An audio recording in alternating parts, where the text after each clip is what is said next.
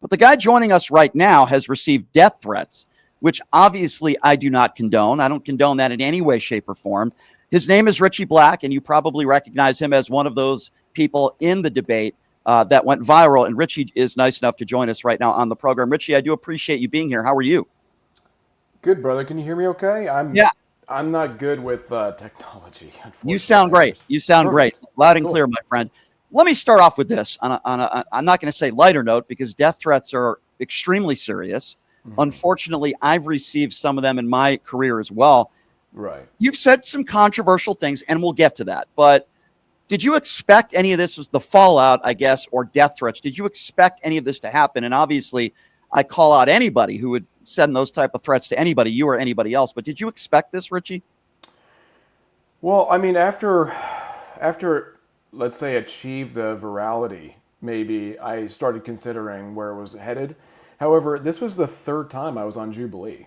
So the first two times that I was on the show, most people kind of treated it like whatever. It's sort of annoying. It's kind of like, it's baited and gets people talking a little bit, and maybe you get sort of some messages online with people trying to debate you, whatever, but nothing to this extent. So, but it's not my first rodeo. Obviously, I was involved in politics, about a decade ago. I was pretty on the ground with stuff, and that was way worse back then compared to now. I mean, back then, people were actually showing up at my apartment physically. So Oh, way different than now. I mean, most of the things now is just online. So yeah. Well, I'm sorry you've had to go through that. I want to talk about this Jubilee debate and some of the statements that you made and try to get you to clarify this. You would correct me if I'm wrong, but when you're sitting right next to Mehdi Hassan, you said he's not American. Why would you say that if he's an American citizen? Help me understand that. yeah, if you listen to what I say you're not an American in values, right? And what I mean by that, or what I was trying to get across before I was cut off, obviously, was that the whole idea that I wasn't an American because I was maybe anti-government or suspicious of my government, or I was making claims against, being tolerant to an authoritarian government, like how I was arguing my position. I would argue that that's more American, right? It's almost American fundamentally to be almost anti-government or be dismissive of the authority of your government. Wherein he, an example, comes to America to maybe take advantage of opportunities and exploit the system to further his political agenda, How which is I he don't think is exploiting the American. system, though? By getting a job in media, how would you consider that exploiting the system? Doesn't he work for a paycheck? Doesn't he? He's not stealing from anybody, right? No, but he's influencing people, and he's So, coming here to discourage nationalism, right? And it doesn't even have to be positioned from an American position. You can argue from any country, any foreigner who comes to a new nation to encourage people to maybe assimilate to a universal value system rather than a nationalist value system, I would argue is sort of subversive. There seems to be a little ill intent there. In America, we don't criticize this as much, but for example, if Mehdi Hassan was to go to like Japan and criticize Japanese nationalists, I don't think the Japanese citizenry would be very tolerant of that. They wouldn't accept that with open arms. But but here isn't in that what makes America, the United? Isn't that what makes Richie the United States great? Is that we have something called freedom of speech and everybody's entitled to their opinions? so personally, I mean, and this is where we probably disagree, and where I disagree with most people, and what positions me as like a far right person. Obviously, I don't think that's what makes America great. In fact, I think where America is headed, sort of like this free for all, is obviously not good. I would argue we're on a declining edge, and we're leading into a dystopia. And there's far better topics to focus on rather than race and nationality. I know that particular conversation in Jubilee was solely focused on that, and the parts that they clipped out made it seem like it was all the rage or whatever, or was like the intention of the conversation. But there's far greater things to focus on in terms of what we can agree on, for Richie, example. you'll be happy. I'm not clipping out anything. This entire interview is going to be on social media, and Sweet. now I might be taking little clips, but the whole interview is going Yeah. to be out there for everybody to see. I certainly won't be doing that. So many asked you if you're a racist and a fascist, right? There was a point Yeah. there where he said, you sound like you're a little racist. You sound like you're a little fascist. Richie, would you say that every race in this country should be treated the same, regardless of sexuality or skin color, that everybody's a human being and should be treated equal. Do you agree with that? Treated equal, and like socially, you mean? Like The law. I would hope that everybody would treat people with respect, regardless of their based skin. off of, I guess, when you ask that question, my mind immediately goes to whether or not someone's like illegal or illegal or undocumented. No, I'm not talking about. Yeah, as I'm far not as talking race about is that. concerned, of course. Yeah. I mean, socially, and the law applies to all races the same. I mean, it doesn't. There shouldn't be any laws developed specifically targeting races of people. No, of course not. So you believe people should be treated equally, regardless of what color of their skin is, and regardless of their sexuality. They should all be treated with respect, right? Unless they give you a reason not to respect them. I mean, that's my exact argument. That's the whole reason for my position that appears to be, let's say, radically pro-white, for example, right? Is because I don't believe white people are being treated equally. I don't believe white people are given equal opportunity, especially in social services, for example, wherein I've personally have experience based off of, interpersonal relationships, family, whatever, that are dealing with homelessness, drug addiction. When you actually show up and you apply for services or you look into what's being offered, you see a lot of systems in place that are geared specifically towards and aiding people of color and not equal. So you think white people are treated worse than black people in the United States of America today? And a systematic approach? Yeah, 100%. Then why is it that black people are paid less than white people, both men and women, in some instances with the same actual jobs? Why do we see so few black people that are CEOs of Fortune 500 companies? Why do we see so many black people that are in poverty? Why do we see so many black people, at least in my estimation, that are not getting jobs in specific areas? If white people, I don't know. I mean, like, I don't see hate crimes on white people, nowhere near to the extent of hate crimes on black people.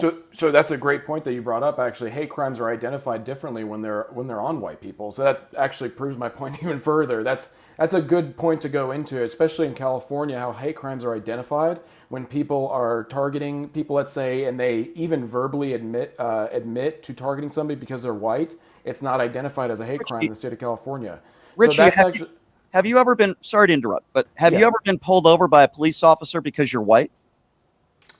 Yes, actually. I would argue yes. I would argue yes, because I actually have friends that are cops that make the commentary that oftentimes when it comes to filling quotas or maybe even like pulling over people that they know are going to give them the least amount of trouble on the side of the road, be the most, let's call it adhering to the law, they will instinctively pull over white people for that reason. So, I mean, yeah, you can argue that. And I've been pulled over for ridiculous reasons, so I'd argue that, yeah, sure. Okay, I would respectfully disagree with you. I have plenty of black friends of mine that have been pulled over because of the color of their skin. No doubt, I've been in the car with them. And you think that police officers and law enforcement treat black people the same as white people in this country?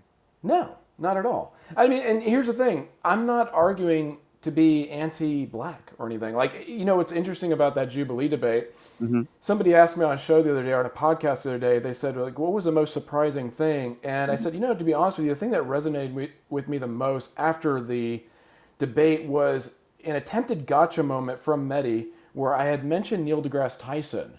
And he says, is Neil deGrasse Tyson American? And I said, yes, he is. And there was a slight look of surprise on Mehdi. Oh, he's like, okay, like, he was surprised that I said that. I was like, how outrageous. Like, he really expected me to say, oh no, he's black, so he's not American. Like, it's just a silly take. I actually do argue the position, even in my circles, my far right circles, that Americans, black Americans that have been here for 10 generations, of course they're American. Of course there is inequality, let's say, in the black community. I don't solely blame white supremacy or white nationalism or white persecution on black victimhood or crime rates or whatever it is. You can go into those rabbit holes and argue those positions. I want to focus more on like an abundancy mindset. I want to help Americans first and foremost, regardless of color. That's the first thing. And secondly, I want to have an honest discussion about race and why white people are being displaced or neglected or, in my opinion, from what I see, targeted. Richie, sure. I'm 45 years old. I will only speak for myself on this one. I'm very white. Never in my life have I ever felt like I was treated differently because of the color of my skin. Never in my life have I ever felt like somebody mistreated me because I'm white. In fact, to the contrary, have you ever been followed in an electronics store and somebody thought you were going to steal something because you're white?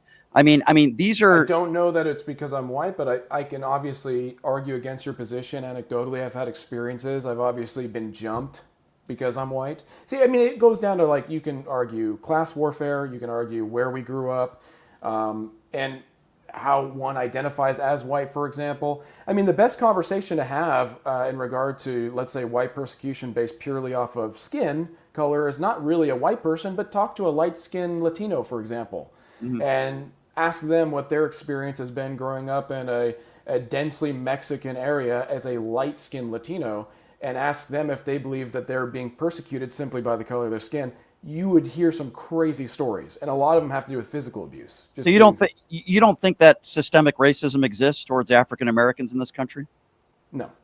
If so okay, let me ask you another question. Well, let me rephrase that, because systemically, you can argue a position of, like, cultural push, because I do think there's a cultural agenda against African Americans to discourage them from pulling away from a ghettoized culture, an aggressive culture, a rap culture. I think that's intentional. The more I look into that, the more I'm thinking that that's kind of intentional. Well, I think of the Ahmaud Arbery case, right, as an example, Richie, where 3 white men pretty much lynched this guy. And then for months, nobody was arrested.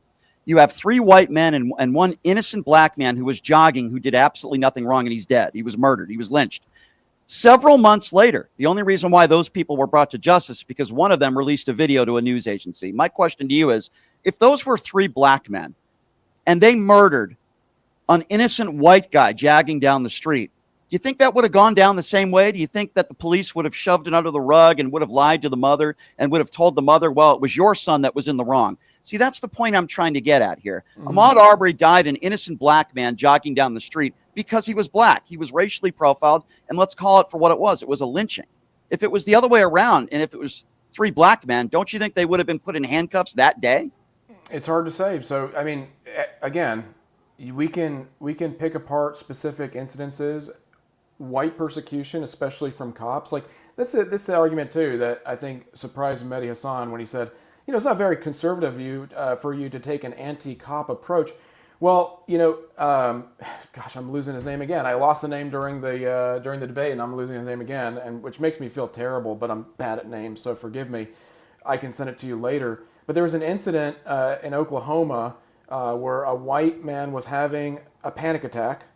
And he called in saying he was going to commit suicide. Cops showed up, and as he was having a panic attack, I forget what the discussion was, but he posed no threat. He caused no physical violence to the cops or whatever.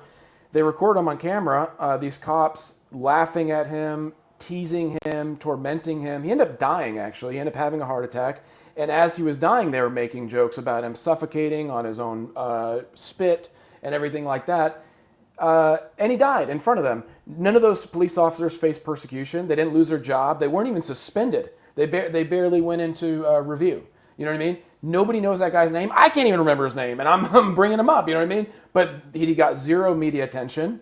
And the cops physically abused him a little bit. They roughed him up. I think they put their knee on top of his head. No one knows about this guy, right? So I mean, obviously that's horrible. Obviously that's horrible. Same, but my argument is it's kind of like one of those things where we can just go back and forth. I agree that there's injustice. There's inequality. Dude, one of the things that bugs me the most living out here in California is I go to Los Angeles and you see these homeless people. I don't care if they're black, white, whatever, but it bothers me so much. I mean, to the point of you can call it rage almost, like where, I don't think there should be any American, regardless of race, that should be homeless, hungry, disaffected, of course. ignored. I think most people would agree with that. Right. But I want to ask you a little bit. I would assume, and maybe I'm wrong, that you voted for Donald Trump, that you're a Donald Trump supporter. So I voted for him I didn't vote this last election. I did vote for him his first term. Got you. So you gave examples of police brutality, and we agree. It doesn't matter what the color of your skin is. it's horrible, it's wrong, and police should be held to account. But would you also agree with me that it doesn't matter whether you beat a cop at a Black Lives Matter protest or whether you beat a cop on January 6th? Both are equally as wrong, and those people should not have been pardoned by Donald Trump. Some of those officers were beaten with their own batons, and Donald Trump called them patriots and hostages. So would you also agree with me that you're not a patriot, you're not a hostage when you beat a police officer? So, and this is the point I was trying to make during the debate. If we lived in this, like, if we were actually operating equally, if I felt like everything was fair, if I felt like, let's say, people on the left and the people on the right were operating under the same laws and the same jurisdictions and the same charges universally, I would argue, of course, like, I wouldn't disagree with you, right? Where I disagree with you is I think unfortunately, I don't want it to be this way, but I think we're past that point now. We're past this point where it's like, I believe the right for too long has been operating carefully and cautiously and calmly and under the law because they're terrified of, I don't know, retribution, or they want to do things fairly, or they want to do things bureaucratically, whatever the case might be. But I have personal experiences, and I have a lot of people I know that are so terrified of, like, the public perception, let's say, of their behaviors, wherein you can't even really encourage them to protest or write an Instagram post because they're worried about how it's going to affect, the way they look. The left, on the other hand, kicks our ass at this. I mean, I've been, let's say, applauding the left for years now because they operate sort of collectively as one. We're talking from the top down. We're talking about representatives to judges to mayors to representatives in your city to maybe left-leaning police or racially conscious police that are operating for the sake of their own racial benefits, and or people as low as the guy at the sandwich shop who sees you walk in with a Trump hat and then spits in your sandwich. Or That's against the law. That's no, I know it is. I know it is, but we have too many examples now at this point where none of that stuff went. But here's the difference, I think, between me and you. Correct me if I'm wrong. Maybe people like you. If first of all, if somebody with a MAGA hat goes into a private restaurant, the owner has the right to say, "I don't want you here. Get the hell out of here," and that's legal. On the other hand, if somebody sits down and has a sandwich and somebody spits in their sandwich, that's wrong and that's illegal. And I wouldn't call that person a patriot or a hostage. What I'm trying to get to, and I think we're getting into the weeds here, it's very simple. There are people on video who pled guilty and they beat cops with their own batons. So, Richie, while you might think that maybe some people on the right are treated worse than people on the left, okay, fine. I don't know if I agree with you on that. But why can't we just say those people that beat cops, that committed violent acts on January 6th, they're not hostages, they're not patriots, they're criminals? Is that hard to admit? I will say it's hard to admit only because... Why? Well, simply because I think that, like, for example, now that we're getting into this conversation, nobody talks about Ashley Babbitt. No one talks about her. She was. I'm happy to talk about Ashley Babbitt with you, but why is it hard? And I'll get to that. I promise. No. What I'm trying to argue, though, to get my point across, what I'm trying to argue is, it's hard to place judgment on those people, and I argue on the left too. When you're in a riot. Richie. What I'm saying is when you're in a riot situation, because I've been in these situations before. When you're in a riot situation, we're talking melee, chaos. There's aggression coming from all. So the black people who beat police officers at Black Lives Matter protest, you would say the same thing about them? You would not call out their violence against officers? You would apply that to them as well?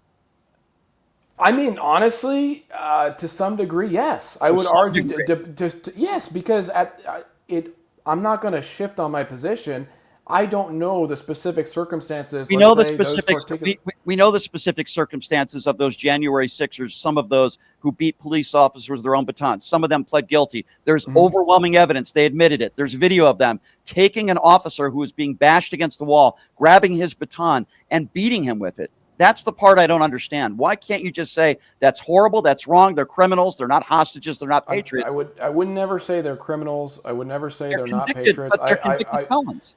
But that's also that would also be me conceding that I agree with those laws in the first place, or I agree with the. You don't agree with the law that if you beat a police officer, assault and battery on a police officer, it's a felony? I don't agree. I don't agree with conceding to those who are administering those laws. Let's say I don't agree with the judges who passed down those laws, who interpreted those laws or interpreted the situation to pass the criminal charges on those prisoners. That's what I don't agree with, right? So if somebody is hell-bent, let's say, on sending a message, which I believe the system was hell-bent on sending a message to those J6 prisoners, and I am one of these people who believes that it was to some degree allowed to elevate and escalate to such a strong level of aggression because it was going to be used as a manipulation tactic to squash protesters, to squash the right, and to say, hey, look what happens when you actually voice your opinion. We're going to stick you in prison That's for not 6-7 years. Beating a police officer is not voicing your opinion. Destruction of property is not voicing your opinion. Richie, you know that.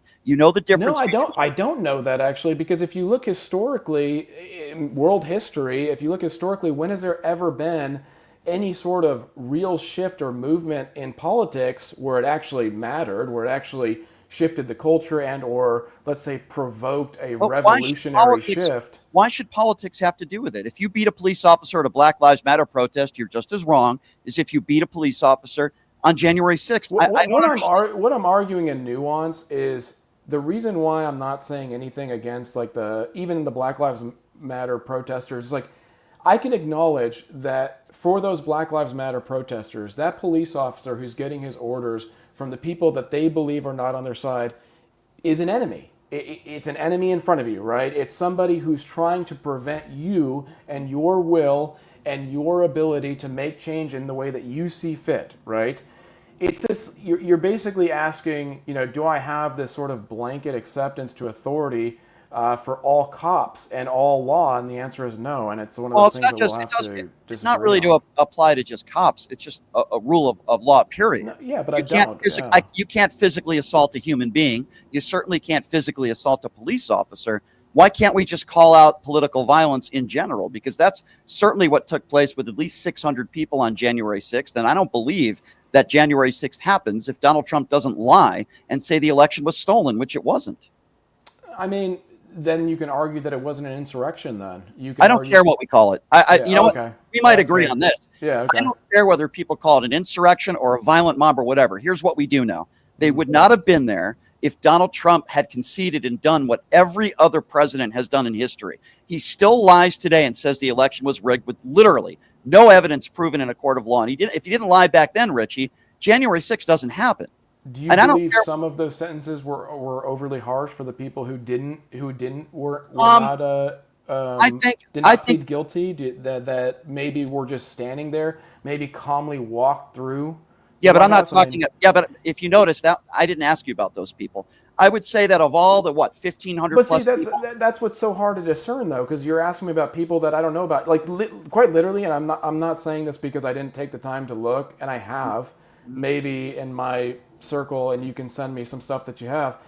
I didn't really see a great deal of these attackers. I heard about it. I read about it. I didn't see any video evidence of it. You're telling me you didn't see any video evidence of January 6th of police officers being beaten, officers? Okay, that's shocking to me because there's like hundreds of videos out there. But I see retaliatory efforts from a mob crowd pushing against cops. I have seen that. I don't see like any singular cop that was targeted and brutally assaulted or anything like that. I haven't seen that. I really haven't. There are cops that had heart attacks. There are 140 officers that were. I think he had a heart attack like 6 weeks after January 6th or something. No, I don't think that happened during that time.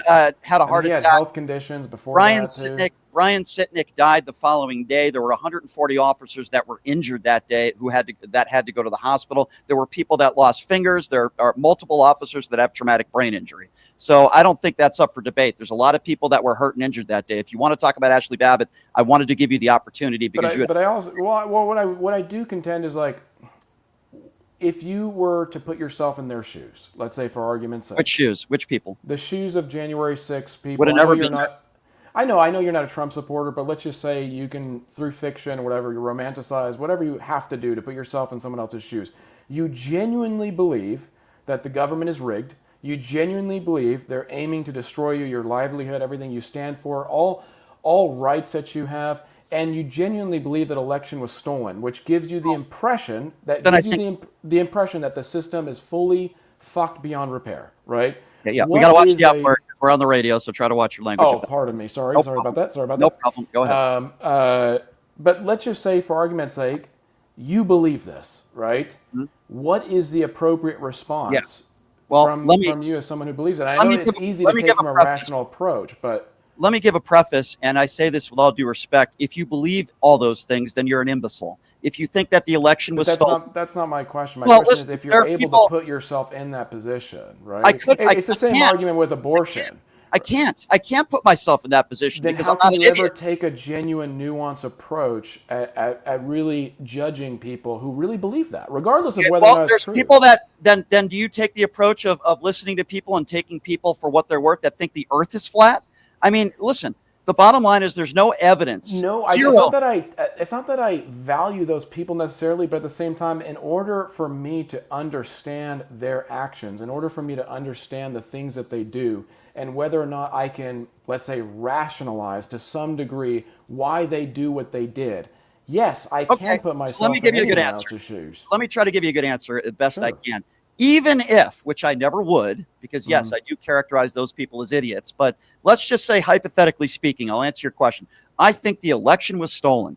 I think that the government's lying to us. The last thing that I would do is beat up a bunch of innocent police officers who literally have nothing to do with election integrity or the elections. It makes absolutely no sense. And Mike Pence didn't do anything wrong. They were chanting, "Hang Mike Pence." They were beating police officers. They were defecating on Nancy Pelosi's desk. These people had nothing to do with it, even if that was the case, which, by the way, it's I not. mean, I definitely don't promote defecating on a desk. But Well, yeah, it's like the first time I've ever heard that too. You're the first person to ever bring that up to my attention. I so, never heard that people are so, pooping so on if you hear desks. that I'm glad we agree on that. If you hear that somebody defecated on a desk, which we agree, you would say that's awful, that's wrong. Why not the same reaction I when would say somebody it's beats a cop? stupid. Then why? Because it's kind of like you said earlier, like when you mentioned that you've never faced like persecution for being white or appearing white or whatever. I also kind of like lend toward the argument, like maybe I can ask you this personal question: have you ever been in a fist fight? Have Yes, you I have. have you ever been physically assaulted by somebody Yes, and you had nowhere to go? yes, and it had nothing to do with the color of my And skin. no, I know, but I'm saying in that situation, Sure. did you operate rationally? Did you sit there and you had time to think about the So best you're approach to move comparing. forward? Okay, but here's my problem with this argument, Richie. With respect, you are comparing somebody physically assaulting me and me in self-defense when we know that that was not self-defense. How do we know that? Based on video and evidence, and it was proven in a court of law. Police officers, those were people that were violent. That wasn't self-defense. Again, if you've been in these situations, and I have been, for example, right, and there's videos of me, unfortunately involved in physical melee in rallies or whatever. I would be lying to you if I said, for example, that when you're in that situation and sort of like you're getting hit from all angles and there's chaos everywhere, if there was a police officer or whoever, it doesn't matter who it was in front of me, hitting me with a baton or trying to push me around or dragging me to the floor, yeah, at some point you have to understand that retaliation against those efforts is maybe a necessity, or maybe you feel like it's a necessity in that moment. That's why it's like it's so easy to administer like from a high tower position of what's right and what's wrong. It's like we weren't there. We I don't think know, it's and you wrong. don't I know think what it's would have wrong to happened. physically assault a police officer. I think it's wrong for officers But to I would be use. careful, even because I know you're on the left, and I would be very careful if I I'm were not. you I'm an saying independent. that. I'm an Oh, okay, well, independent. whatever position you are, I would just be really careful It's saying not about that. politics. Because let's say, for argument's sake, a fascist government comes in, they're super right wing, they're dictating the streets, they're administering all sorts of laws that you don't agree with. In your opinion, they're persecuting your freedoms, whatever it might be. And your position, what remains the same? That you should never physically assault or defend yourself Yeah, against a cop? defending yourself is very different than assault and battery on a police officer. Those are Yeah, two. but I'm saying, like, at that point, would you maintain the same position that, of course, I shouldn't assault a cop, even if the cops were administering a fascist regime against me and my freedoms? Well, that's your opinion that it could be a But fascist that was regime. also their opinion. Okay, That's but my guess whole what? point. Just because you have an opinion that there's a fascist regime does not give you the right to physically assault people. No, You but know that, Ricky. the argument isn't about right. The argument is whether or not you, as a person, as an individual, would do something about it, and I would not. that's my whole thing. Okay, you can have your own opinions. You're entitled to your own opinions, whether you Yeah, think this is a fascist government or not, or was. I would yeah. I disagree with you. don't, We but have our own opinions on the government. The government is not always honest with us. Sure. But just because you have, I guess this is the point I'm making, just because you might have your opinions on a government does not give you the right to break the law. It doesn't give you the right to physically assault people. It certainly doesn't give you the right to beat cops. These people had the right to defend themselves in a court of law. They had video evidence, the prosecution, which they showed in court. Some of these people pled guilty to assault and battery. I think they're scumbags. And yes, I'm going to say this. If you assault a police officer and it's not self-defense and you're not a victim, then I think you are a scumbag and you belong in jail. I would say that for anybody that assaults people. I mean, that, again, you kind of said it yourself. I have my opinion, you have yours. I do believe in all of human history, whenever there's been an oppressive government or a shadowy government or any sort of thing operating under the guise of freedom and fairness, but and really truly oppressing a people, and retaliatory efforts are, they come about because of it. I think it's a normal thing. Well, Richie, I want to get to a few other quick topics here. If you're just joining us, his name is Richie Black. He was in the Mehdi Hassan Jubilee debate that went viral. I want to ask you this, though. The guy who self-admitted that he's a fascist, I know you didn't do that, but there was another gentleman there that did. Sure. That was a cringe moment for me watching that. What went through your mind when you have a guy 5 feet away from you that's laughing and self-admitting that he's a fascist? Well, I think Connor, his tactic was, whatever name you're going to levy at me, I'm going to take ownership of it rather than try my best to backstep and or reject it as a form of tactic for debate.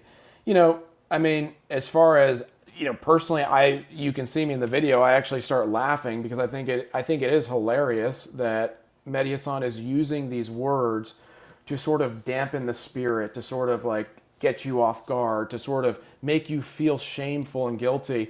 And there's a level of shock from Mehdi when you do take ownership or claim towards these names. Like, you're not going to levy these names against me to make me feel bad about my approach or my opinion. And it's a cheap tactic from the left. They've used it for so long. And unfortunately, even for the left or for righteousness' sake, because the left has used that tactic for so long, name calling and trying to shame you into submission constantly, they are losing that battle. Well, wait a second, Richie. The leader of the free world, Donald Trump, is the guy who literally has nicknames for people that he disagrees with. So if we're going to talk about name calling, the president of the United States is the guy that literally has a name for everybody that he disagrees with. So when you say the left is doing it, I don't know. I mean, Donald Trump is an adjudicated rapist. He's a 34-count felon. He doesn't do it to, and he might try to be doing it to shut people up, but he does it, I would argue, from a more juvenile approach. You're not going to really get me to defend Donald Trump and his personality. I'm not, you know what I mean? But at the end of the day, what I'm saying is, calling somebody a racist, a fascist, a Nazi, these are tactics that are used because he self-admitted that he was a fascist. No, I know, but again, and Connor has stated this multiple times that he's not a fascist, and I know Connor actually personally. Then maybe we've on had national strong conversations about this. He's not a fascist. Like, okay, well, maybe on national television, you probably shouldn't laugh about it and say, "Yeah, I guess I am a fascist." That'd be a very stupid thing to do, right? Yeah, I mean, that's a fair argument, but I've been saying this on many podcasts as well. It's like people don't understand Jubilee, and I'm limited on what I'm allowed to say about Jubilee and our experience there, but you have to understand, like, the way that it's constructed and the way that it's served up to the general public is specifically tailored to piss you off. And if it pisses you off, right? It's for ratings. But if you were there in the room and in between sets or like in between recordings and stuff and the conversations we were even having with Mehdi, I promise you that level of vitriol that they sell to you on screen is not present at all. There's jokes being made. There's casual conversations being made. And like I said before, I've been on Jubilee. That was my third time. There is this general sense of like, this is just for fun. The directors sell it to you that way. The room feels that way. There's no like in-depth seriousness to it. That might be true. That might be true because I wasn't there, but all I could go by is what people say. And obviously, you guys talked about a lot of serious topics. I want to ask you quickly, Richie, about how you feel about what's going on in this country right now under the Donald Trump regime. And then I want to get your criticism of the left, if that's okay. Sure. But let's start with Donald Trump. A lot of people feel like we're headed towards a recession. The tariffs aren't working. There are undocumented immigrants in this country, some of whom are not getting due process. In the Constitution, it says any person, not any citizen. While this is all going on, we've learned that Donald Trump's in the Epstein files. MAGA Republicans for years have been talking about release the files, and now all of a sudden Pam Bondi and Donald Trump are being mum about it, and they're treating Maxwell like she's some sort of VIP. The FAA is a mess. Unemployment numbers are going up. Terrible job growth. I think unemployment's down, actually. I think it was like 4.2, but the job growth was horrible last month, way under where it was supposed to be, at least where people projected it. It was the worst jobs report in 5 years. The last time we had that job report that bad, it was December of 2020, the last month of Donald Trump's administration. So what has Donald Trump done well? What is he doing besides, in my opinion, ruining the country? I mean, again, it's going to be hard for me to defend Trump's position right now. I don't agree with a lot of things he's doing. I don't agree with his position and alliance with Israel. I don't stand with that whatsoever. I don't agree with his position on H-1B. I don't agree with his position on tech oligarchs being involved in the government and persuading politicians to kind of move towards an AI takeover in the country. I think that everything's being geared up to something much bigger. I mean, this sort of like neocon, right-wing Trumpism approach, regardless of how I feel about Trump, like on a personal level, I'm starting to see things from a different perspective, maybe even more like an independent perspective, where I think there's something much more devious at play here. I don't really think maybe even the numbers matter as much. Like we actually do see a lower unemployment, but you're right. I mean, we're not seeing job growth, but I also think that's intentional. I think it's because what we're going to see in maybe the next six to 8 months has something to do with like a complete AI takeover in the job market. And I'd ask you, what's your opinion on the H-1Bs, like him bringing over, all these Indians to replace tech positions, and arguably about deportations. I don't really get into the woods with this. I think Obama, he still has the crown for the most deportations out of all presidents. But he wasn't sending people to El Salvador prisons. No, I know, but see, we're really arguing semantics when it comes to the treatment of people, because one thing that we'd have to like agree to disagree with, right, is I don't believe that people that are not citizens should have equal rights or equal treatment in this country whatsoever. Well, that's not what our Constitution says. So are you anti-Constitution? I mean, yeah, and I made that position quite clear. All of us did in the. So let me ask you a question. We don't agree with a lot of the Constitution. All right, fair enough. Let me ask you this then: a woman who's been in this country for 20 years, she doesn't have the proper paperwork. She's undocumented. She pays taxes though, and she's never committed a violent crime in her life. Are you comfortable with ICE agents wrapping her up and taking her to an El Salvador prison where people are being treated inhumanely, being beaten, being starved? And as you know, that's one of the highest maximum security prisons in the world. Are you comfortable with that? I'm not talking about just deporting her to her home country. I'm talking about deporting her to some of these high maximum security prisons. Like, for example, Alligator Alcatraz. Over 60% of the people that are in there right now have never committed a violent crime in their life. I'd rather have the is this a real person that this happened to? They give or is this a straw man? Because I can argue from both points though. I mean, here's the thing. At some point in time, when you have to be crass and direct and seemingly forceful, let's say, and I say seemingly intentionally because I think if you looked into the Obama administration, you can argue that there are some horrible things happening during deportations, but it wasn't being televised. The media wasn't on it. It wasn't being sensationalized, and it wasn't. Did they have Dr. Phil there with a microphone, turning it? Were they gleeing about it? Were they laughing about it? Were they bragging about it? They literally. I don't know anything about Dr. I mean, I'm not a fan of Dr. Phil either. Okay, but I'm telling you, the reason why I bring that up, Richie, it's an important point because Tom Homan and the Trump administration are gleeful. Alligator Alcatraz on the White House Twitter site. Sure. They're bragging about it with alligators and alligator hats. There's nothing funny about this. And I believe this is a fundamental difference we have, I'm sure.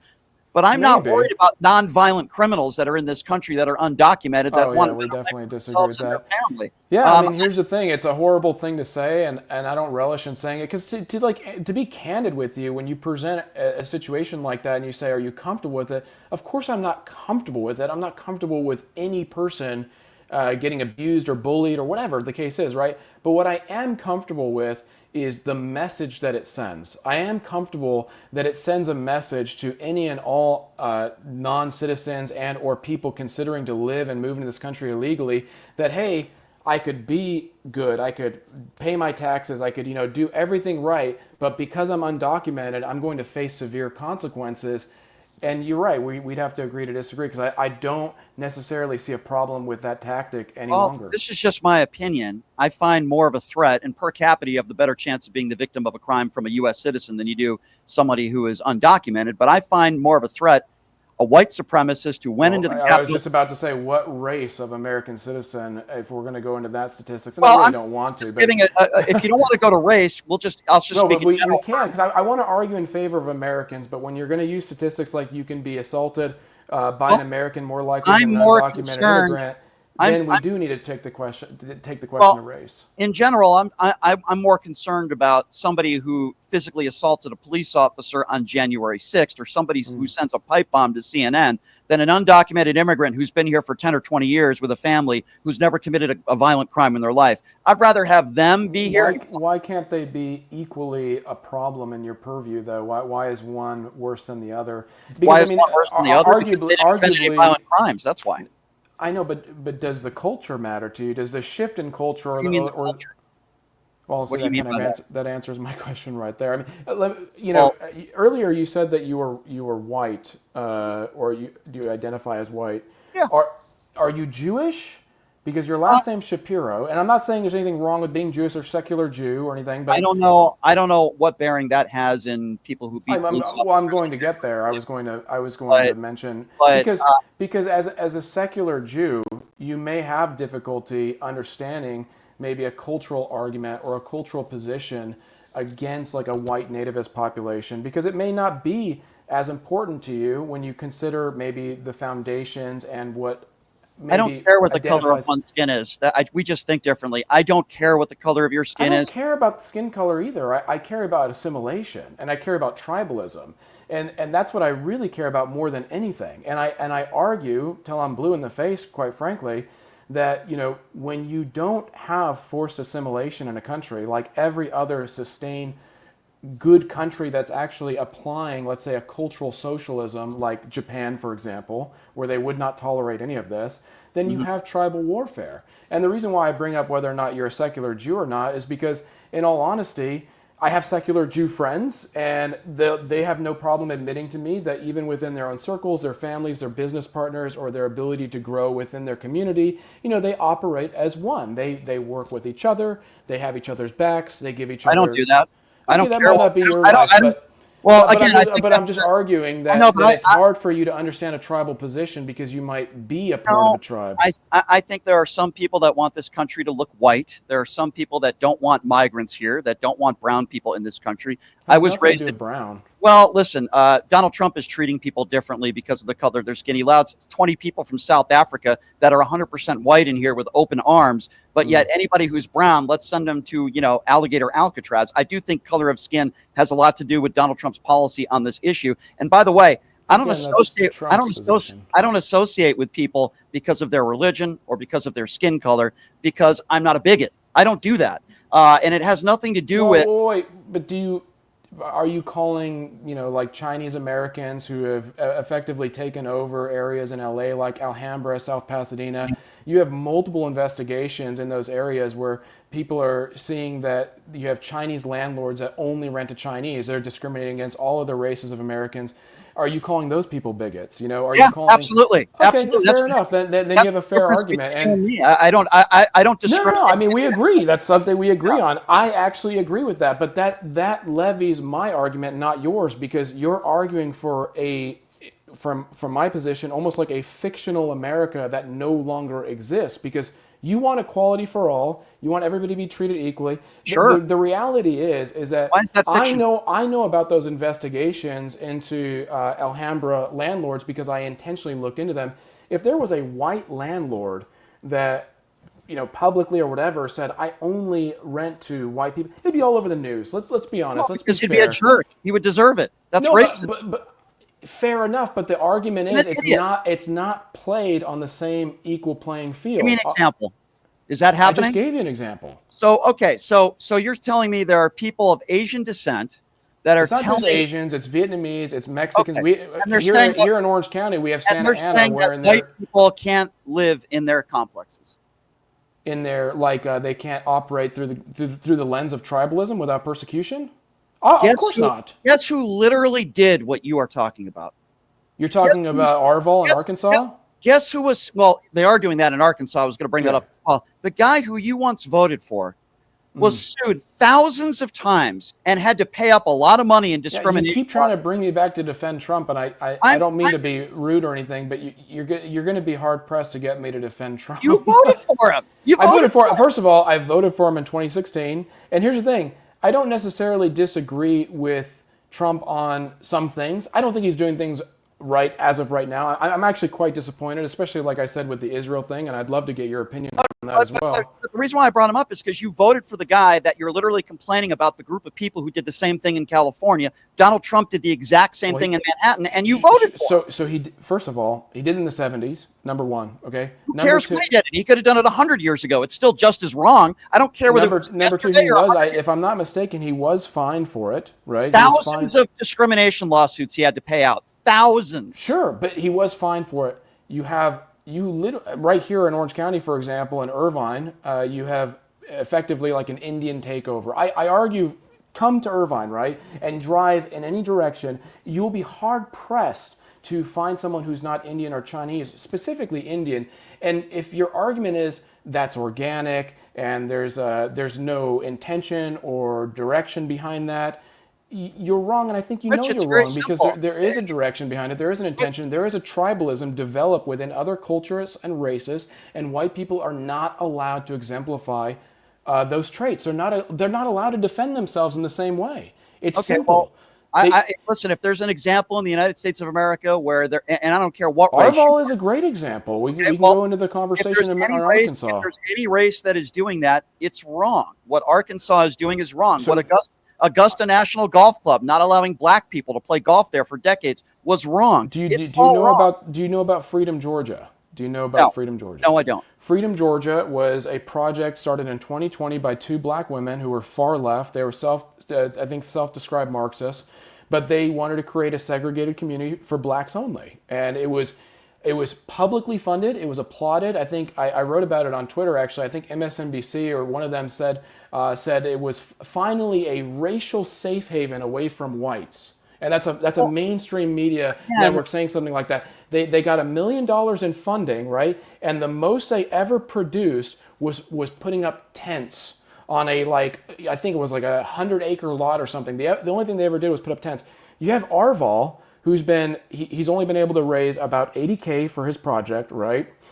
He's been able to construct a public schoolhouse and some other properties on his land. Look how the media is persecuting him, number one. Look how I think the Attorney General of Arkansas has already went after them. They intend to reopen the case, even though they found that he wasn't breaking any laws. Why is it that they're making such a hardline case against someone like that, doing effectively what they did in Freedom, Georgia, Well, I'll say 4 something years, that 4 you or will 5 years disagree ago? with, and I think this is very important for context. There are groups of people in the world that have been oppressed. When you look at Indian reservations in the United States of America, there's a reason why we have those and those tribes and the casinos and all that because of history. Now, last I checked, white people in the United States of America were not owned. We weren't owned by, this wasn't slavery where white people were owned. Now, that's not your fault and that's not my fault. You got to be really careful even with that statement. Again, we go right back to the conversation before about race.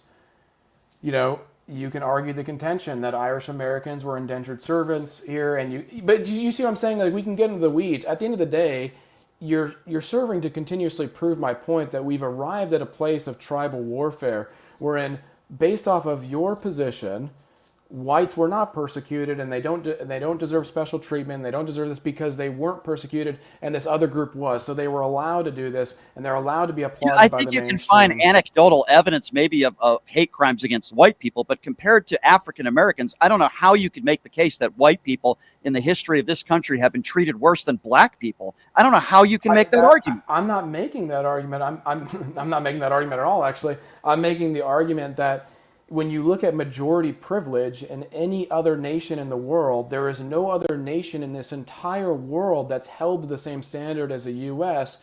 to intentionally prop up in the name of equity to serve every other race but the founding stock of the country. No other nation in world history has ever done this. And we're this failed experiment that we seem hell-bent on pursuing until the end of what? I mean, you have Joe Biden saying, you know, by this year, whites will be the minority, and this is a good thing. You see on Jimmy Fallon where he mentioned white birth rates are on an all-time decline. Does that scare you? If whites are the minority, 100% it scares me. Absolutely, it scares me because you know what? I don't like bullies, and I don't like it. I don't like everybody that has a different color of skin than you is a bully. No, what I'm saying is when you have an intentional directive to intentionally persecute and annihilate an entire race of people, and I do believe that. How are they annihilating a group? I don't understand that. What do you mean? I'm talking about white genocide. I'm talking about an intentional directive. You think You think there's white genocide in America? I think it's in America. I think it's in Europe. I think it's all over the world. Who's committing white genocide? Well, you and I are going to go really deep in the woods there. I mean, Well, I mean, this is news to me. Breaking news: there's genocide against white people. The fastest way to find your resolve that you're looking for is to simply look at the percentages of whites, not only in Europe and America. Let's just talk about America. But arguing this position, right? How can you argue that there doesn't seem to be some intentional directive against whites when white birth rates are declining and every other race is increasing? Do you think that's but to argue this point? First of all, that wouldn't be. It's just a coincidence. First of all, that wouldn't be the definition of genocide. You specifically used genocide. If a woman decides not to have a baby, that's not genocide. Give me an example of white genocide in the United States of America. Sure, media manipulation to target white people specifically to either. Media manipulation is, with all due respect, media manipulation is not genocide. I don't know where you align the two. How are you defining genocide? Genocide is not the way you are. No, I'm saying by the definition, an intentional directive to erase. So you think Fox? So you don't like misinformation when it comes to the media, Richie? Is that a fair characterization? I don't want to misinterpret. You don't like. I don't like misinformation from anybody. Any so when Fox News was sued for $900 million, claiming that the Dominion voting. I'm not a fan of Fox News. I'll tell you. Okay, I can understand and I appreciate that, but you would agree that I think there's far more of that going on the right than the left right now when it comes to the 2020 election, when it comes to manipulating numbers, Donald Trump and the Epstein files. I mean, there's so much to discuss. Yeah. I'm not saying the left is perfect either. I don't watch a lot of MSNBC. I'll be honest with you. I watch Fox News and CNN, and then I make my own conclusions. But I don't believe, Richie. Everyone's emotionally driven. Everyone's pinned against each other by this right-left spectrum that's given this perspective. Well, I agree with that. Sure. It's all theater at the end of the day, right? I think there's much larger plans, and I don't want to die on the hill of white genocide, but I do believe that things go a lot deeper than maybe even you realize or people realize. It's a dark place to figure this stuff out and to kind of go down these rabbit holes. Would you rather be a white person or a black person living in America right now? I'd rather be a white person in any history of time. Anywhere. Even though there's white genocide, I would be betraying. But see, that's the argument I try to make at the debate as well. Is like you have to take some pride to some degree in your lineage, right? For me personally, when I think about being a white American, I don't think about myself and my own experiences. I think about the fact that when I've done my research and looked into my ancestry and seen, effectively what my lineage has gone through to get to where they are, to get to where I am, right? And the suffering. I mean, I didn't grow up wealthy. I didn't have generational wealth. We were never in a higher upper class or generation after generation, whatever.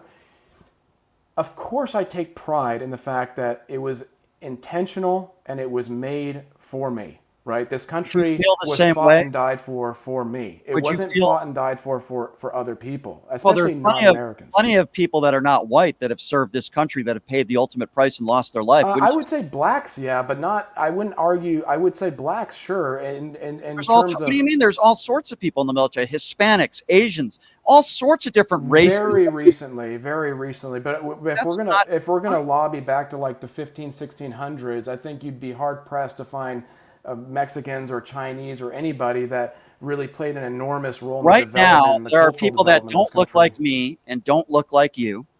Black people, people every color in the crayon book Yeah. that are willing to fight for this country for our freedoms to have our own opinions, to be able to do what we're doing on the air right now. Wouldn't you call them all heroes? All different races, not just white. No, I wouldn't actually, because I think that, well, I mean, because you're arguing about the position right now. I actually try. I have friends and stuff that go into the military, and I try to dissuade them from doing so. But I wait, think hold on, that Richie, I'm sorry to hold on. I just want to backtrack sure, because I'm shocked with what you just said. sure. You wouldn't characterize a black person in this country who risks his life and fights a war for us, maybe even loses his life or losing Because you limbs. keep saying for us, he's not fighting a war for us. I think any wars fought right now, if there is a war coming, and unfortunately I do believe it's coming, it's not being fought for us. It's being fought for somebody else. And that's why he's not a What hero. would you He's a call? patsy. He's manipulated. He's been convinced of something that isn't actually Okay, so true. you would In characterize his white people as that as well, then. 100%. If you join the military industrial complex, you join. That's not really what you just said. I just said, would you consider a minority the same as you would a white person who's serving the country? And you said no. No, no. The original question is whether or not I would choose to be white v black That was one of in the this questions, country. right? That was I one. didn't hear you ask if I Yeah. think that they're equally. Okay. I mean, yeah. I mean, I try my best to dissuade all young American men, regardless of race, to join the military or be a part of the military currently. I If think you're a that there's police very officer, malicious or intent behind that. if you're a police, I just want to know what you think a hero is, because Donald Trump called, hostages and patriots people who committed horrible crimes on January 6th. Would you say a firefighter is a hero? Whether you're black, white, orange, purple, you're a hero if you're willing to go into a fire and save a life. I think it's just a very reductive argument. I think a hero, and I don't mean this to you know, I'm not saying this necessarily as, I mean, you could take it as a compliment if you want, but I would argue like a hero is more someone like yourself in today's day and age, right? Someone who is willing to get on a podium and verbally attack the systems that be to help enliven or awaken the masses to what's actually happening, to sort of provoke an outside perspective to help restructure what's been broken, right? I would say those people are heroic. I mean, if you want to do like a reductionist argument to say, I would even argue that police are heroic. Like you can, Of course they are. I think that when people make nuanced arguments, the biggest issue we face today is everyone deals in these absolutes, right? Like I can argue in favor of police brutality. I can argue against it. I can argue in favor of attacking police and self-defense. I can argue against it. I'm speaking in nuances, but it doesn't mean that I'm outside the realization that like police, what it takes to be a cop is beyond heroic, and they face all sorts Not all of police terrible officers things. are heroes. I would never say that, but I would never be an advocate for police brutality any more than I would be an advocate for people who beat police officers on January 6th. I think most people would characterize both of those as wrong, against the law, and people need to be punished and held to account. I think most people, I agree. I think most people would agree with that. And I think that most people are comfortable with where they are in life right now. They're comfortable being told what is right and what is wrong. They're comfortable with being told what the mainstream news and what TV is persuading them to be told. They're comfortable with their, whatever job they have, their Netflix, their drive-through food, and their vaccinations, and all sorts of bullshit that I don't stand for. Yeah, people are comfortable with the law. It's time to get uncomfortable, is my argument. And what's your definition of uncomfortable? Breaking the law? Stop trusting the powers that be. Stop trusting. I don't trust Donald Trump. I don't trust anybody in Donald Trump's administration. I think he's fired. Do you trust the Terrible. opposite side of the aisle there? I have a lot of criticisms for the left as well, but I will say this. I do want to know your opinion on Israel, because I think I brought that up a couple times, and I don't think we've really addressed I've that. been I just had Joe Walsh on before you. I've been very critical, especially recently with Benjamin Netanyahu and the Israeli government. I am pro-Israel in a sense sense that I believe that they deserve to exist. But I think what's going on in Gaza is despicable and deplorable. And I don't trust the Israeli government. They're the ones who told us there were weapons of mass destruction with Saddam Hussein. And they're the ones that told us Iran is furthering their nuclear capabilities. I don't believe that to be true either. I don't defend Benjamin Netanyahu. I think he's a Trump lackey, for lack of a better term. And the guy who you voted for in 2016 is the guy who listens to Benjamin Netanyahu. I agree. I don't disagree with you on any of that. That's an innocent Israeli, an innocent Israeli child being murdered is just as bad as an innocent Palestinian child being murdered. It's horrible what's going on out there. But I'm very concerned. Donald Trump said the war would be over in 24 hours in Ukraine. How's that working out? He said 90 deals in 90 days. How's that working out? I think Joe Biden was a decent president. What are your biggest criticisms, before I let you go, my friend? What are your biggest criticisms right now of the left? And like a Kamala Harris, like what was your biggest criticism of why you couldn't vote for her? It kind of goes back to my position on Trump. I don't believe these people are actually in power. They're not really in control. They push these I'm more of a populist to be fair, and I don't think Kamala Harris or Biden or the administration that represented them were populist positions. I mean, if you were to maybe look at my politics on paper, I think you'd align me more with a Bernie Sanders type, I guess, on the left. Really? That surprises me a little bit. Well, I know, but see, it shouldn't surprise you, and that's kind of my whole point. Is that you got to stop dealing in these absolutes. Bernie Sanders immediately would say, if you beat cops on January 6th, you're not a patriot and a hostage. Bernie Sanders. Well, he also allowed himself to be humiliated by protesters in Black Lives Matter who jumped on stage and ripped the microphone from him. So he's not really. Bernie Sanders condemned any not violence. To mention, he also drives around an Audi R8 while he preaches income. Yeah, but I wouldn't characterize somebody grabbing a microphone from somebody as the same trying to overthrow the government and beating police officers. Come on, let's be honest. We both said this earlier. It wasn't an attempt to overthrow the government. And let me tell you this right now. Really? Why were they there? Why were they there then? They were there to protest, of course. Protest what? Protest what? What they believed was a rigged election. Right. So they were there, storming there to overthrow the government. What were they trying to stop? That would argue the position that they had a plan. That would argue the position that they had Richie, some sort of thing aligned. What were they trying to do that? I think they were throwing a tantrum. That's what Richie, I think it was. What were they trying to do that day? I'll give you a hint. It has something to do with electorates. I don't think they even know. I think they were trying to stop, and they almost did. They were trying to stop the certification of votes where it was delayed. That's what they were trying to do. And that's what I mean by trying to overthrow a free and fair election. That's why they were there. Okay. I'll give you this. Okay, if there was anybody in J6 that actually believed that they as individuals had some sort of ability to overthrow the government, stop the election, or prevent it from being counted, then you're right. Those people are idiots. They were chanting. I don't believe that's actually the case. They were chanting, "Hang Mike Pence." They were chanting about hanging the vice president. Yeah, well, there's some arguments about that as well, about Antifa being inserted into the crowds that were promoting. Okay, well, then you can say it's not true. But I'm saying I've seen sources that reflect otherwise. I'd love to know what sources those are, because I can tell you right now, there's no legitimate source that said Antifa. Oh, there's video of known Antifa residents actually changing clothes into MAGA wear under a tree. There's a video of that. Well, I mean, if there's a video of someone changing clothes under a tree, it doesn't change my position at all. No, I know, but I'm saying it was clearly Antifa, and they're known Antifa. Why do you defend Ashley Babbitt? You know what? It's not about defending her. I think that she was murdered in cold blood. I think. Okay, well, the investigation proved otherwise. I know the investigation proved otherwise, but that also proves my position earlier stated when I said to give a blanket authority to all jurisdiction and all that apply the law as they see it against those on the side. Let's just say you're at a police car, I don't know, or some sort of secure checkpoint. Well, I would caution you where you're going right now, because the same argument is being levied from the right against persecution of innocent blacks that get gunned down as well, because they happen to be, let's say, near a battle zone or near an area where there's obviously chaos. I'd have to look at a specific. So I'm just saying, you can go in both directions. She was but breaking the law. if you watch the video, that was a trained. The guy had 20 plus years of service in the law, and then I believe he was ex-military as well. Yep. To argue the position that he didn't understand the threat, as it were, right, if you watch the video, I believe she was shot in the head, which makes me, In the neck. in the neck, whatever.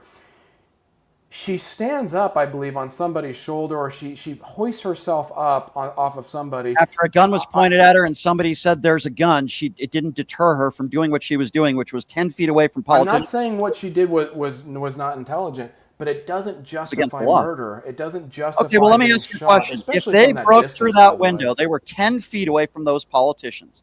If they broke through that window, what do you think those... What would have happened if all police... What would have happened if all police... What would have happened if all police and all military personnel were ordered to evacuate the building? What does that have to do with my question? I'm confused. They had to get politicians out of the building. What I'm arguing is, okay, fair. So do you think that the politicians would have been attacked? 100%. Okay, there would have been absolutely. There were people. There were at least a dozen people with weapons. I hear the argument from the right that nobody had weapons. That's also not true. There were people that were chanting "Hang Mike Pence." But then we can just fundamentally agree to disagree, because I do not believe. So they would have just shook their hand. You think they would have just shook Nancy Pelosi? No, but I don't believe they would have strung them up on ropes like the left is trying to portray it was going to happen. What would they have done then? What would they have done? Just had a conversation. It's not. How many incidences can you point to in the last 100 years where the right, specifically the right, the conservative right, not the far right? How many times have we had? I know you don't. Have they strung up politicians? Have they killed, assaulted, or maimed politicians? How many times? Because I can obviously point recently to attempted executions on our own president. When was there a time? I know you don't like to refer it as an insurrection. I don't really care the way people define it, but has anything like that ever happened in our lifetime? In our lifetime, no. No, exactly. So you're making my point for me. This was an extenuating circumstance. You had a mob of people, and I know we disagree on this. I don't feel bad for Ashley Babbitt. She did it to herself. That's number one. Number two. I mean, see, that's a horrible thing to say, though. I think it's a horrible thing. It's a horrible thing what she did. What you're doing is very dangerous, because you're taking a principled approach by saying, I don't care that somebody got killed. But I do care. If you're going to take that opinion and approach, I do care. You have to comprehend. You have to understand, when you see the right retaliate in the fashion that it's moving in, you cannot be shocked when people, you say you're an independent, but when you say, I think she got what she deserved, well, then you cannot be shocked when you have people on the right that argue the same contention. We will never reach this equality. Which case? I don't care what their political background is. If somebody is doing what Ashley Babbitt was doing and dumb enough to do what she was doing, we can point to the Rittenhouse. We can point to the Rittenhouse case. Okay, what about Kyle Rittenhouse? He wasn't convicted of a crime, was he? No, but do you believe the people that were shot by Rittenhouse deserved what they got? I would say the first guy who got into it with Kyle Rittenhouse was a very ignorant person, and he probably got what he deserved. Here's the problem with I mean, at least you're consistent. I mean, you're pretty callous all around. Here's the problem with the other two people that were shot. Well, I believe one of them pulled a gun on Rittenhouse. Let me hear me out on this. Okay. When you're in a very serious situation, in that case, that was a very dangerous situation, and you see a 17-year-old in camouflage with a gun, and you hear gun popping going off, I believe the other two, not the first guy, but the next two, believed it was an active shooter situation. That's what I believe. Now, would I have advised them to have done what they have done? No, probably not. I would have told them to get the hell out of the area. But Kyle Rittenhouse should have never been there. And we also know, and by the way, Kyle Rittenhouse is an idiot. We know a week before, I'll give you the reason why I say that. A week before, he's caught on video watching people shoplift out of a pharmacy, saying he was dreaming about killing them and shooting them. That's not what a normal 17-year-old, there's video of it. You could just go on YouTube. He admitted that he should have never been there. A 17-year-old should not, with an AR-15, showing up to a violent... I don't disagree that he... I don't disagree with your position that he shouldn't be there, but here's the thing, Brian, at least you're fair and consistent when you take your opinion on whether or not someone deserves to be shot and killed, and but again, I think it aids in that argument. It's very disheartening. It's very disheartening.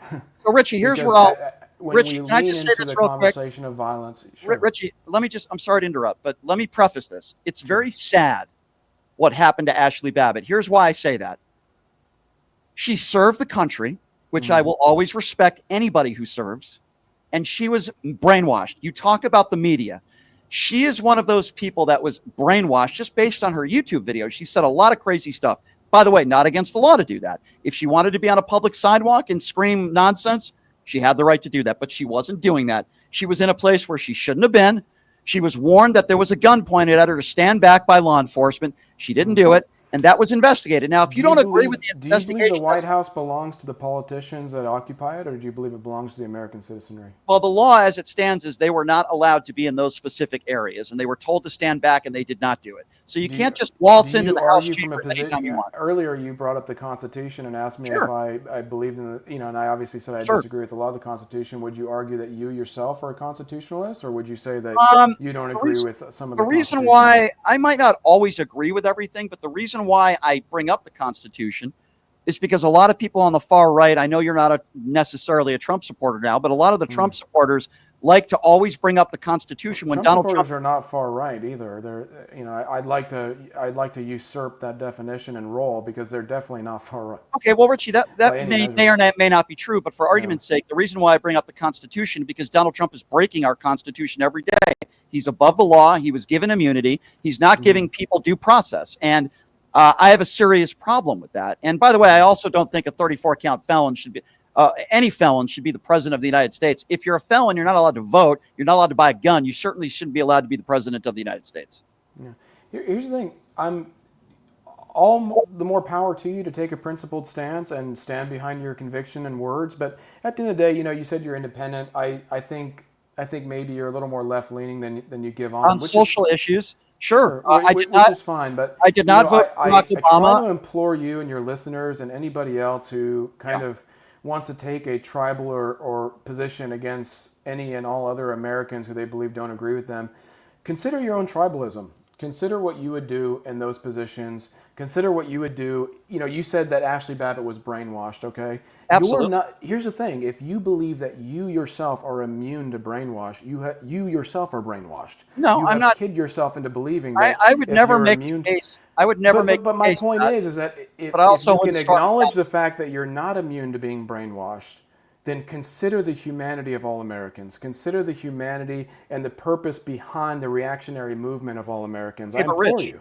But Rich, even if you are brainwashed, that is not an excuse to do what Ashley Babbitt did that day. It's also not an excuse for the January 6ers to beat police officers. It's not an excuse to try obviously, I don't agree that she was brainwashed, and I'm not saying that I agree with that either. I mean, again, you have to lean into the situation, as it were, to put this sort of blanket, absolute approach to looking at a situation without looking at the specific nuances, the energy, the chaos, the melee. We're just never going to agree on this. I've personally been in these environments where, when chaos is ensuing all around you, you're hearing screaming and kicking and people yelling slurs. You're getting hit by all directions.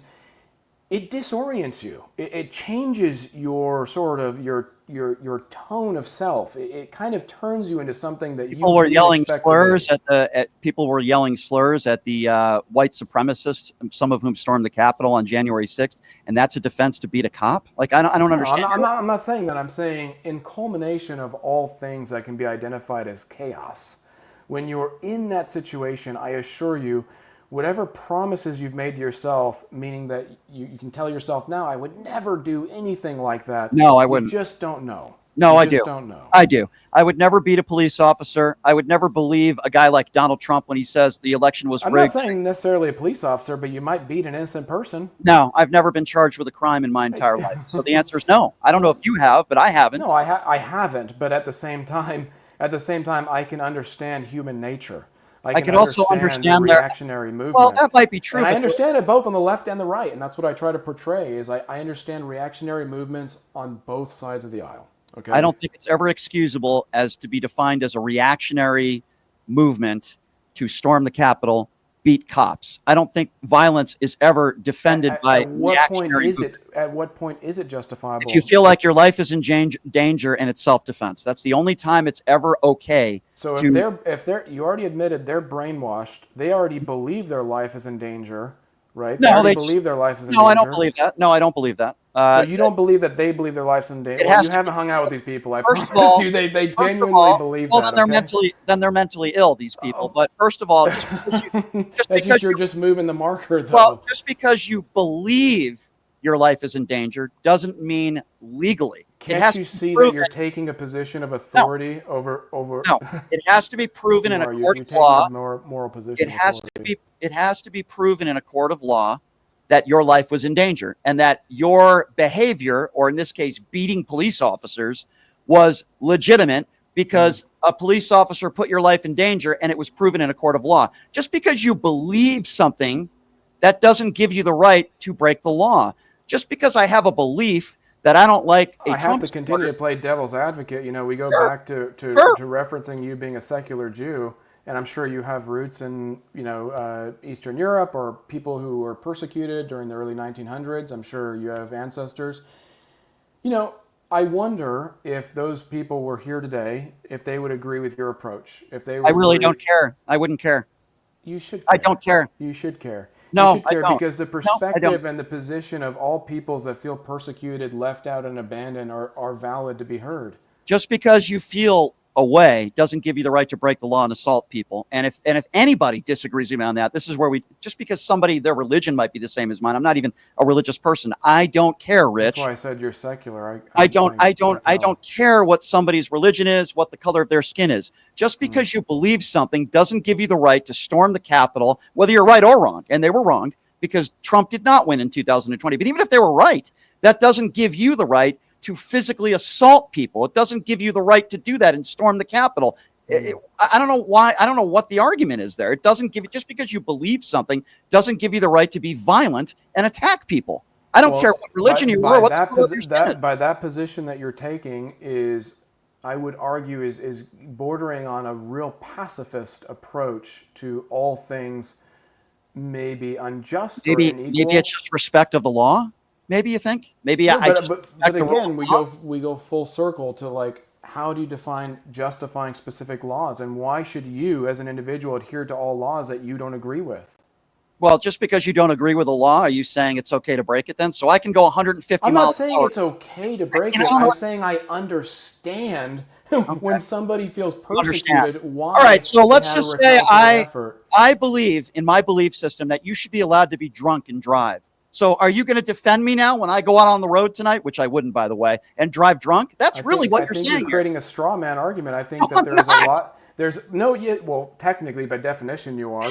But specifically, I think that you're, again, reducing an entire movement of people that, in their spirit, in their soul, feel one way, feel left out, feel persecuted, feel abandoned in their country, in a country that they work, and in terms of Ashley Babbitt, a country that they serve for, that they bled for.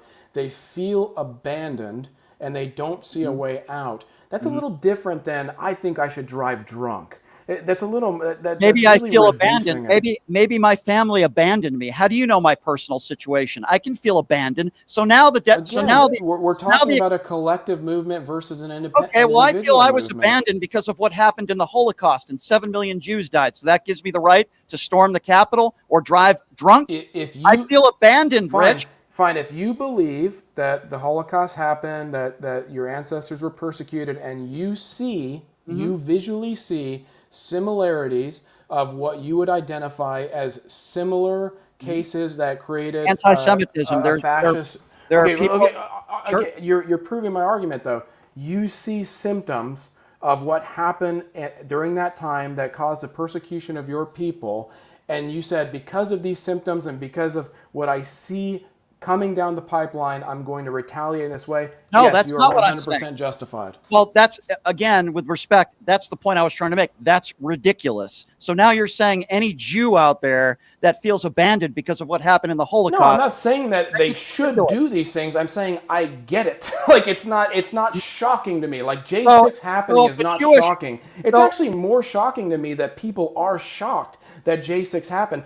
From my purview, when you actually look at extreme poverty levels, when you look at people out of work, out of service, out of the line of conversation or being considered, and you think, wow, their lineage and their ancestry has been here 10 to 15 generations. They've been completely abandoned, and then you have this row of immigrants being issued, and even by the Trump administration being upheld, given grants, given diplomacy, given all this opportunity, while Americans, regardless if they're black, white, or whatever, are suffering in the dredges. I'm shocked not J6 isn't happening every day. I mean, for Christ's sake, how long do we have to live this way before people actually get angry?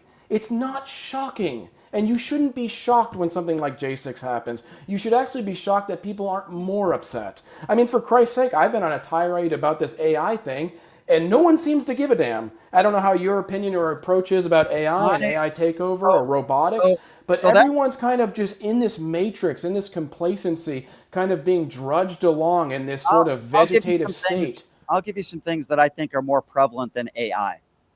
There are 17 million people that are going to lose their health care coverage, and they are going to die. I don't disagree with you, though. Like, I don't disagree with you. It's also a problem. The top 1%. Yeah, but I think there are two different problems that I think some should be prioritized higher than others. Like, for example, I want everyone to get due process in this country. I don't want the biggest tax breaks for the top 1%. I want everybody to be able to live and be able to get the health care that they deserve, especially veterans and people that are suffering, that are living paycheck to paycheck. That is not what the Trump administration is doing. So I have high further concerns. I definitely don't disagree with you on veterans. That's 100% sure. Well, I mean, no matter who you are, especially veterans, but that to me is more prevalent. And by the way, the guy who you voted for called veterans suckers and losers, and he dodged the military multiple times. So again, I know you're not a Trump supporter now. That's taken out of context. Well, according to General Kelly, who was, I believe, a 4-star general, he said that's exactly what Trump said, and he also said on tape, on video, that he didn't respect John McCain as a POW because he was captured. The reason why I'm arguing about AI or whatever is because the conversation about race, the conversation about the insurrection, I mean,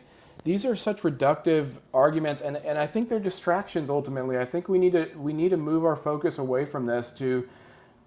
Even with the immigration thing, I think that's being used as a tactic. The reason why I bring up Obama being the deportation king is because I want people to understand that there was no media movement to sensationalize what he was doing to immigrants. I'll give you the reason why.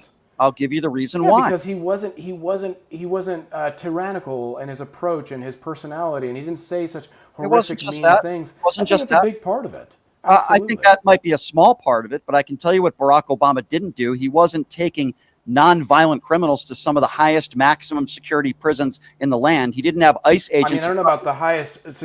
Well, I'll tell you right now. Some people in very poor areas of Central America would argue they'd rather be put in a prison than be put in specific areas of Central America where the cartels are running their cities and their aunts and uncles are being skinned alive. The El Salvador prison is one of the highest maximum security prisons in the world. Meanwhile, again, he's not sending mass people there, though. I think you're trying to give this impression that he's sending. There are people that are being deported into places in Lebanon. Very minutiae percentage. I don't know that they're not criminals either. I've never. Okay, well, we do know that 60% of the people that were sent to El Salvador have never been convicted of a violent crime in their life. But see, you kind of just proved my point earlier. You said convicted of a violent crime. You are giving credence to a system that determines what is right and wrong based off the law as they see fit.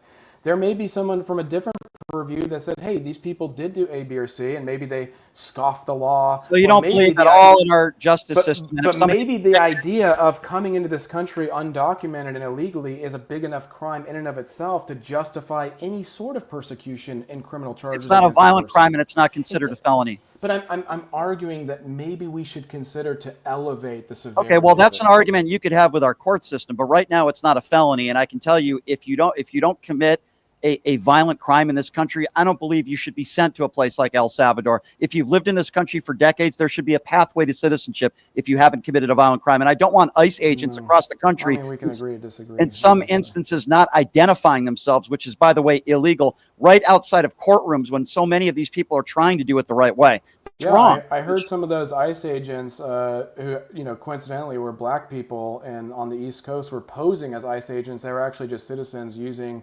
Then that would be against the law if there's any proof. As ICE agents to capture and molest and rape women. So that's pretty crazy. Okay, so if you can give me a specific case of a specific person that you're talking about, I would entertain that. And I don't know of any black person who showed up. Black that did that. Actually, You were just making that up. Okay, I wasn't making it up. It actually did happen. I can't give you the name. Then but if that did, okay, well, yeah, that did happen. I'm just bringing that up because it's something recently that happened where the media. Right, but oddly enough, the media, when they brought it to the attention, I believe it was MSNBC, presented a photo of of a white man dressed as an ICE agent as the article picture. But if you actually read the details of the article of the two people who posed as ICE agents to rape this woman, they were both black.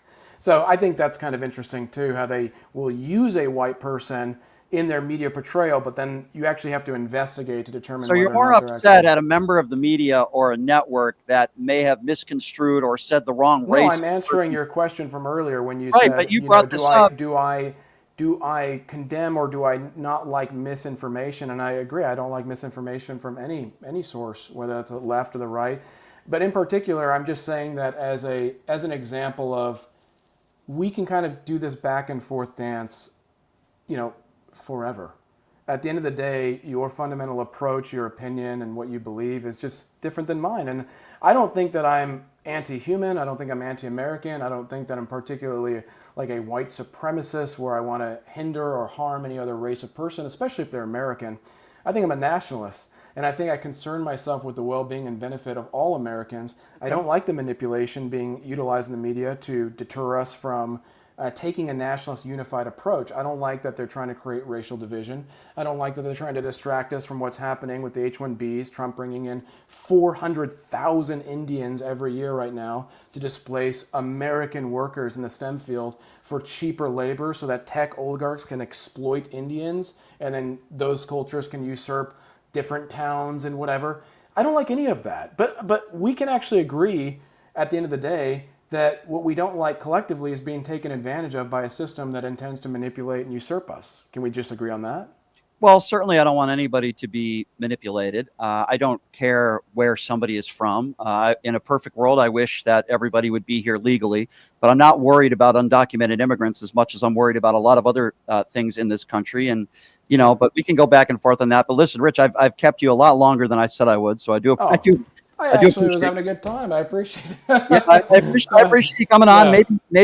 Maybe next time you come on, we can take some phone calls. I really hope that anybody who's listening, they can find my, my X profile, Safari Journal Co. If you tag me on your Twitter, hopefully I can get some people. I want to bring in people from both sides of the aisle to engage in communication with me outside of death threats, honestly. And hopefully we can actually work together to fix the internal affairs of both of these movements and maybe even strengthen an independent position. All right. Well, Richie, I do appreciate your time. And maybe we can do Thank this you, again brother. down the road. And I appreciate you coming on. Thank you very Thank much. you. That's Appreciate Richie. you. Sure. That's Richie Black, everybody.